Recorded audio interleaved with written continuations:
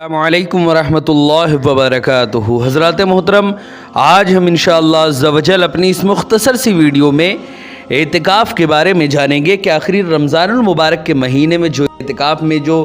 رہتے ہیں لوگ، اس کے کیا کیا فضیلت ہے، کیا کیا برکتیں اللہ رب العزت اور کون کون سی نعمتیں معتکف کو اللہ رب العزت عطا فرماتا ہے، ان تمام باتوں کے بارے میں آج اپنی اس مختصر سی ویڈیو میں ہم جانیں گے۔ حضرات محترم، ویڈیو پسند آئے تو ویڈیو کو لائک کریں، شیئر کریں، اور اگر ہمارے محمدی چینل پر نئے آئے ہوں تو اسے ضرور سبسکرائب کر کے بیل آئیکن کو بھی ضرور دبائیں تاکہ اس طرح کی تمام انفارمیٹیو ویڈیوز آپ تک ضرور پہنچے۔ حضرات محترم، جیسے کہ آپ لوگوں کو معلوم ہے کہ ہم اسی طرح دینی اور علمی کام کو باضابطہ انجام دے رہے ہیں۔ اسی مقصد کے پیش نظر ہم نے ایک مدرسہ اور ایک جامع مسجد کی باضابطہ بنیاد ڈالی ہے۔ آپ میں سے جو کوئی بھی اللہ کے راستے میں ہمارے مدرسے یا مسجد میں تعاون کرنا چاہے، ہمیں سپورٹ کرنا چاہے،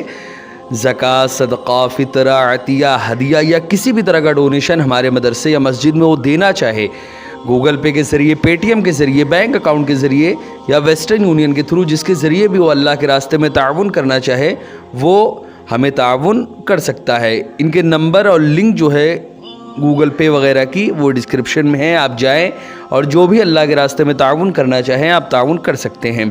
حضرات محترم، جیسا کہ آپ لوگوں کو معلوم ہے کہ یہ رمضان المبارک کا مہینہ ہے، جس کی عظمت اور فضیلت کے کیا کہنے۔ اللہ رب العزت اس کی ہر ساعت بے شمار نعمتیں اور برکتیں نازل فرماتا ہے۔ رمضان المبارک کی برکتوں،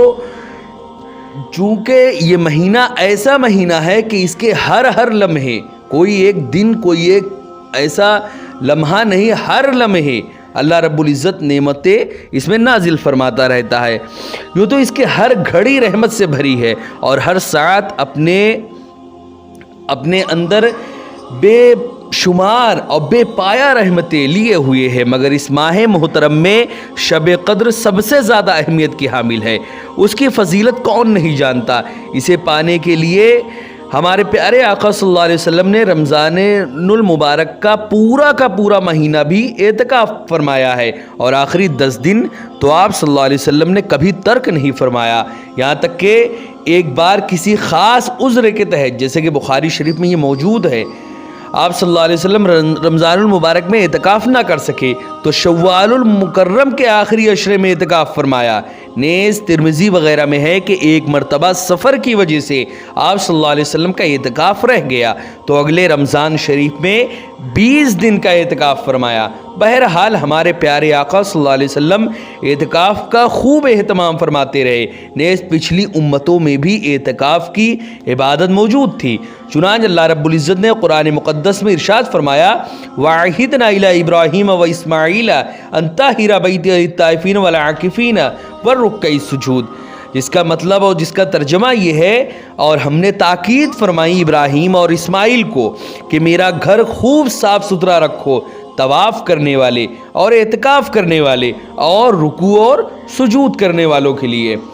حضرات محترم، نماز و اعتکاف کے لیے کعبہ مشرفہ کی پاکیزگی اور صفائی کا خود رب کعبہ کی طرف سے فرمان جاری کیا جا رہا ہے۔ چنان تفسیر میں اسی آیت مقدسہ کے تحت کعبہ شریف کی آبادی اور رونق افزائی کا اہتمام فرمایا جا رہا ہے اور حکم دیا جا رہا ہے کہ اے ابراہیم اور اے اسماعیل علیہم السلام، ہر آلائش سے، ہر آلودگی سے ہمارے گھر کو پاک صاف رکھو۔ حضرات محترم، اس آیت مقدسہ سے ہر مسجد کو پاک صاف رکھنے کا حکم بھی ثابت ہوتا ہے، کیونکہ مساجد میں اللہ رب العزت کی عبادت کی جاتی ہے۔ اس میں اہل ایمان کی نمازیں، اہل ایمان جو ہیں وہ اس میں نمازیں پڑھتے ہیں اور اعتکاف بھی رکھتے ہیں۔ ہمارے آقا و مولا حضور رسول اکرم صلی اللہ علیہ وسلم کی رضا کے لیے ہر وقت کمر بستہ، یعنی ہمارے آقا و مولا حضور صلی اللہ علیہ وسلم جو ہے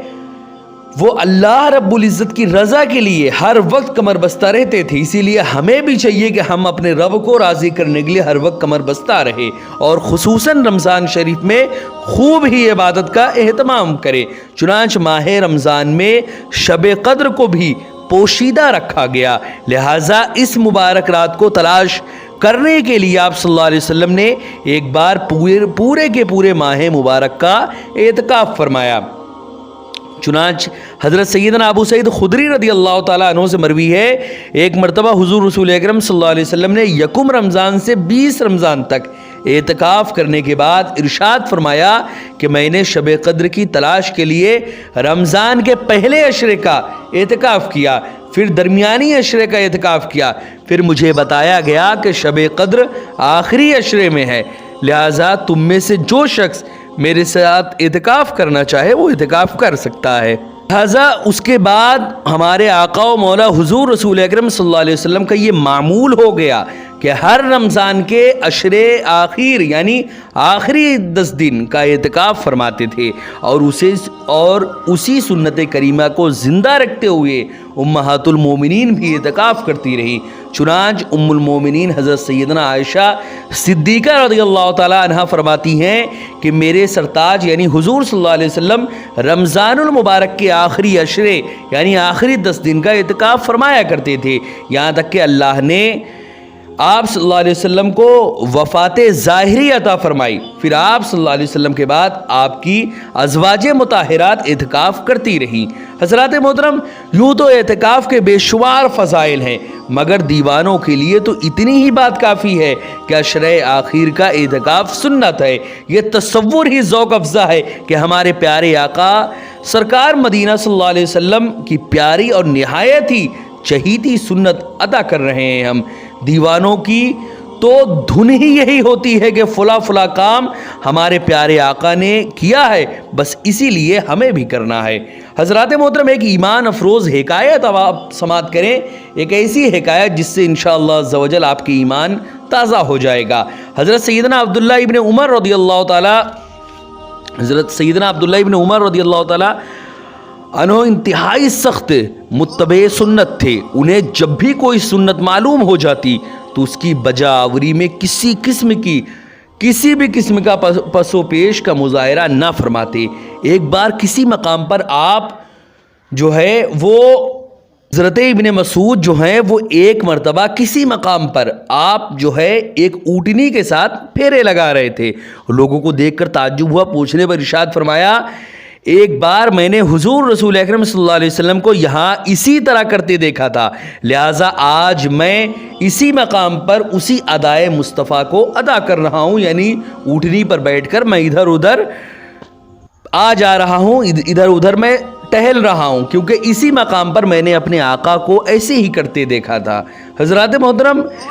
بہرحال سنتوں کے دیوانوں کو چاہیے کہ اگر کوئی خاص مجبوری نہ ہو تو ماہ رمضان کے آخری عشرے کا اعتکاف کی سعادت ہرگز نہیں چھوڑنی چاہیے۔ کم از کم زندگی میں ایک بار تو ہر اسلامی بھائی کو رمضان المبارک کے آخری عشرے کا اعتکاف کرنا ہی چاہیے۔ اور ویسے ہی مسجد میں پڑا رہنا بذات خود بہت بڑی سعادت کا موجب ہے۔ چنانچہ پیران پیر روشن ضمیر سرکار بغداد ہمارے آقا و مولا حضور غوث پاک رضی اللہ تعالیٰ عنہ ایک حدیث نقل کرتے ہیں کہ کچھ لوگ مساجد میں دھرنا مار کر پڑے رہتے ہیں۔ اللہ عز و جل کے معصوم فرشتے ایسے لوگوں کے ہمنشیں ہوتے ہیں۔ اگر یہ لوگ کبھی مسجد سے غائب ہو جائیں تو فرشتے انہیں تلاش کرتے ہیں، اور اگر یہ بیمار ہو جائیں تو ان کی عیادت کرتے ہیں، اور اگر ان کو کوئی ضرورت پیش آئے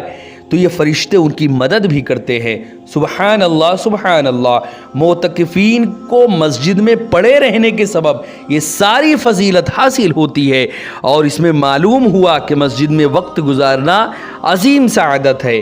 حضرات محترم، جو صرف ایک دن مسجد کے اندر اخلاص کے ساتھ اعتکاف کرے، پہلی بات تو پورا کا پورا رمضان اعتکاف میں گزارنا چاہیے، کیونکہ یہ ہمارے آقا کی سنت ہے۔ اگر یہ بھی نہ ہو سکے تو کم سے کم 10 دن تو کرنا ہی چاہیے، اور اگر یہ بھی نہ ہو سکے تو کم سے کم ایک دن کا اعتکاف تو کرنا ہی چاہیے۔ جو صرف ایک دن مسجد کے اندر اخلاص کے ساتھ اعتکاف کر لے، اس کے لیے بھی بہت ہی ثواب کی بشارت ہے۔ چنانچہ اعتکاف کی ترغیب دلاتے ہوئے ہم بے کسوں کے غمخوار حضور رسول اکرم صلی اللہ علیہ وسلم نے فرمایا کہ جو شخص اللہ رب العزت کی خوشنودی کے لیے ایک دن کا اعتکاف کرے گا، اللہ رب العزت اس کے اور جہنم کے درمیان 3 خندقیں حائل کر دے گا، جن کی مسافت آسمان و زمین کے فاصلے سے بھی زیادہ ہوگی۔ اسی طرح ایک اور جگہ آپ نے ارشاد فرمایا کہ جو شخص خالص نیت سے بغیر ریا اور بلا خواہش شہرت ایک دن کا اعتکاف بجا لائے گا، اس کو 1000 راتوں کی شب داری کا ثواب اللہ رب العزت عطا فرمائے گا، اور اس کے اور دوزخ کے درمیان کا فاصلہ 500 سال کے راستے کے برابر کر دے گا۔ حضرات محترم، یہ تو ہوا ایک دن کا اعتکاف۔ اسی طرح اگر کوئی انسان یہ بھی نہیں کر سکتا تو کم سے کم تھوڑی دیر کا ہی اعتکاف کر لے۔ اسی طرح ہمارے آقا و مولا حضور رسول اکرم صلی اللہ علیہ وسلم نے ارشاد فرمایا کہ جو شخص مسجد میں مغرب سے لے کر عشاء تک معتکف رہے، نماز اور قرآن مجید کی تلاوت کے سوا کوئی کلام نہ کرے، اللہ رب العزت پر لازم ہے کہ اپنے کرم سے اسے اس معتکف کے لیے جنت میں محل تیار کرے۔ اسی طرح حضرت سیدنا ابن عباس سے روایت ہے کہ حضور رسول اکرم صلی اللہ علیہ وسلم نے ارشاد فرمایا، اعتکاف جو لوگ اعتکاف کرتے ہیں، یعنی اعتکاف کرنے والا گناہوں سے محفوظ ہو جاتا ہے اور اس کی تمام نیکیاں اسی طرح لکھی جاتی رہتی ہیں جیسے وہ ان کو خود کرتا رہا ہو۔ حضرات محترم، اعتکاف کا بہت بڑا فائدہ یہ بھی ہے کہ جتنے دن انسان اعتکاف میں رہے گا گناہوں سے محفوظ رہے گا، اور جو گناہ وہ باہر رہ کر کرتا ان سے بھی محفوظ رہے گا۔ لیکن یہ اللہ رب العزت کی رحمت ہے کہ باہر رہ کر جو نیکیاں وہ کیا کرتا تھا اعتکاف کی حالت میں، اگرچہ وہ ان کو انجام نہیں دے سکتا مگر پھر بھی وہ اس کے نامہ اعمال میں بدستور لکھی جاتی رہے گی، اور یہ ایمان اور اسے جو ہے ان کا ثواب بھی ملتا رہے گا۔ مثلا کوئی اسلامی بھائی مریضوں کی عیادت یا تیمارداری کرتا تھا، یا غریبوں کی امداد کیا کرتا تھا، یا سنتوں کے اجتماع میں جایا کرتا تھا، اور اعتکاف کی وجہ سے یہ کام وہ نہیں کر سکتا، تو وہ ان نیکیوں کے ثواب سے محروم نہیں ہوگا بلکہ اس کو بدستور ان نیکیوں کا ایسا ہی ثواب ملتا رہے گا جیسے وہ خود ان کو انجام دیتا تھا۔ حضرات محترم، گزشتہ چند احادیث میں ماہ رمضان المبارک کے اعتکاف کی تخصیص نہیں ہے، مطلقاً جب بھی اعتکاف کر لے یہ فضیلت حاصل ہوگی، اور رمضان المبارک کی تو بات ہی کیا ہے۔ چنانچہ ایک حدیث پاک میں وارد ہے، حضور رسول اکرم صلی اللہ علیہ وسلم نے ارشاد فرمایا، جو شخص خالصاً لوجہ اللہ، یعنی اللہ رب العزت کی رضا کے لیے، اللہ کو خوش کرنے کے لیے، اللہ کو راضی کرنے کے لیے رمضان شریف میں ایک دن اور ایک رات کا اعتکاف کر لے تو اس انسان کو جو بھی ایسا کرے گا اس انسان کو 300 شہیدوں کا ثواب اللہ رب العزت عطا فرمائے گا۔ اسی طرح ایک اور مقام پر حضور رسول اکرم صلی اللہ علیہ وسلم نے ارشاد فرمایا، جس نے رمضان المبارک میں 10 دن کا اعتکاف کر لیا تو وہ ایسا ہے جیسے وہ 2 حج اور اس نے 2 عمرے کر لیے۔ اب اعتکاف کے متعلق مزید چند احادیث آپ کے سامنے میں پیش کر رہا ہوں جس سے یقیناً آپ کے علم اور عمل اور ایمان میں اضافہ ہوگا۔ حضرت سیدنا نافع رضی اللہ تعالیٰ عنہ کہتے ہیں کہ حضرت سیدنا عبداللہ ابن عمر فرماتے ہیں کہ حضور رسول اکرم صلی اللہ علیہ وسلم رمضان المبارک کے آخری عشرے کا اعتکاف فرمایا کرتے تھے، اور حضرت نافع فرماتے ہیں کہ حضرت ابن عمر نے مجھے مسجد میں وہ جگہ بھی دکھائی جہاں حضور صلی اللہ علیہ وسلم اعتکاف فرمایا کرتے تھے۔ حضرات محترم، حضرت سیدنا ابو سعید خدری فرماتے ہیں کہ حضور رسول اکرم صلی اللہ علیہ وسلم نے ایک ترکی خیمے کے اندر رمضان المبارک کے پہلے عشرے کا اعتکاف فرمایا، پھر درمیانی عشرے کا، اسی طرح اس کے بعد آپ صلی اللہ علیہ وسلم نے یعنی سب سے پہلا تو پہلے عشرے کا اعتکاف فرمایا، پھر درمیانی عشرے کا، پھر اس کے بعد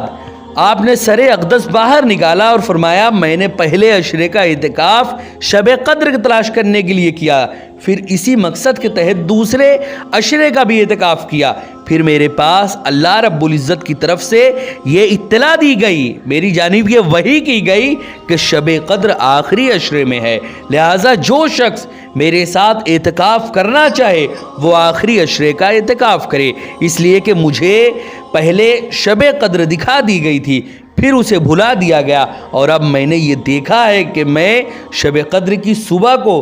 گیلی مٹی میں سجدہ کر رہا ہوں، لہٰذا اب تم شب قدر یعنی شب قدر کو آخری عشرے کی طاق راتوں میں تلاش کرو۔ حضرت سیدنا ابو سعید رضی اللہ تعالیٰ عنہ فرماتے ہیں اس شب جو ہے بارش ہوئی اور مسجد شریف کی جو چھت ہے وہ ٹپکنے لگی، چنانچہ 21 رمضان کی صبح کو میری آنکھوں نے میٹھے آقا صلی اللہ علیہ وسلم کو اس حالت میں دیکھا کہ آپ صلی اللہ علیہ وسلم کی پیشانی مبارک پر پانی والی گیلی مٹی کا نشان تھا۔ حضرات محترم، اسی طرح اللہ رب العزت نے اور حضور صلی اللہ علیہ وسلم نے اعتکاف کی بہت ساری فضیلتیں ہمارے آقا کے ذریعے لوگوں تک پہنچائی ہے کہ اعتکاف میں کتنی نعمتیں اور کتنی برکتیں اللہ رب العزت عطا فرماتا ہے۔ انشاءاللہ عز و جل ہم اس کے بعد نیکسٹ ویڈیو میں مزید اعتکاف کی سنتوں کے بارے میں، اعتکاف کی فضیلت، رحمت اور اس کی برکتوں کے بارے میں انشاءاللہ جانیں گے۔ ویڈیو پسند آئے تو ویڈیو کو لائک کریں، شیئر کریں، اور اگر ہمارے محمدی چینل پر نئے آئے ہوں تو اسے ضرور سبسکرائب کر کے بیل آئیکن کو بھی ضرور دبائیں۔ السلام علیکم ورحمۃ اللہ وبرکاتہ۔